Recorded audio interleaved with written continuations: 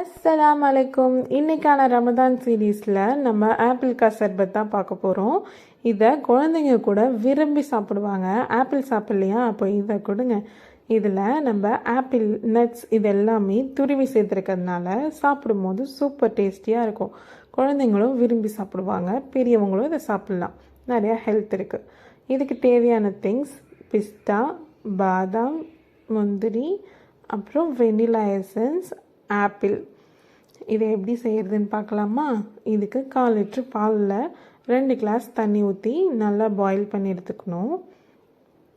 அதுக்கப்புறமா நம்ம சப்ஜா சீடியும் ஊற வச்சு எடுத்துக்கலாம். பாயில் ஆகிற வரையும் இந்த கேப்பில் நம்ம சப்ஜா சீடியும் ஊற வச்சு எடுத்துக்கிட்டோன்னா லாஸ்ட்டில் நம்மளுக்கு சேர்க்கும் போது இது ஈஸியாக ஊறி வந்துடும். அப்புறம் நம்ம நட்ஸ் எடுத்துருந்தோம் இல்லையா, அதை வந்து இது மாதிரி சாப் பண்ணி எடுத்துக்கோங்க.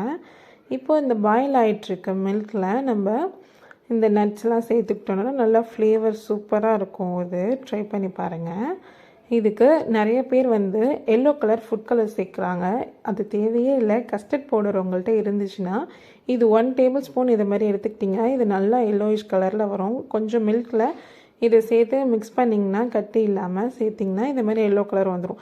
இதுக்கு லைட்டான எல்லோ கலர் வந்தால் போதும், ஏன்னா நம்மளுக்கு கலர் தேவையில்லை. சில்ட்ரன்ஸ் எல்லாருமே சாப்பிட்றதுனால. அப்புறம் இது நல்லா பாயில் பண்ணி எடுத்ததுக்கப்புறமா வெனிலா எசன்ஸ் 1 டேபிள் ஸ்பூன் சேர்த்துக்கோங்க. இதோட வெனிலா எசன்ஸ் சேர்த்தோன்னே சுகரும் இதில் ஆட் பண்ணிக்கோங்க. நான் அந்த கிளிப்பிங்ஸ் மறந்துட்டேன்.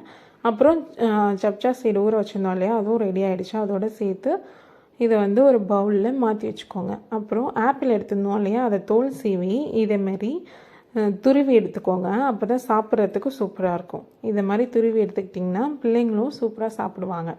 அதை நம்ம பாயில் பண்ணி எடுத்து வச்சுருந்தோம் இல்லையா, அந்த மில்கில் இதை ஆட் பண்ணிக்கோங்க. அவ்வளோதான். இதை சில்லுன்னு சர்வ் பண்ணிங்கன்னா சூப்பராக இருக்கும். ஆப்பிள் கா சர்பத் ரெடி. இது குழந்தைங்க பெரியவங்க எல்லாருமே சாப்பிட்லாம். நிறைய ஹெல்த் இருக்குது, உடம்புக்கும் குளிர்ச்சியும் கூட.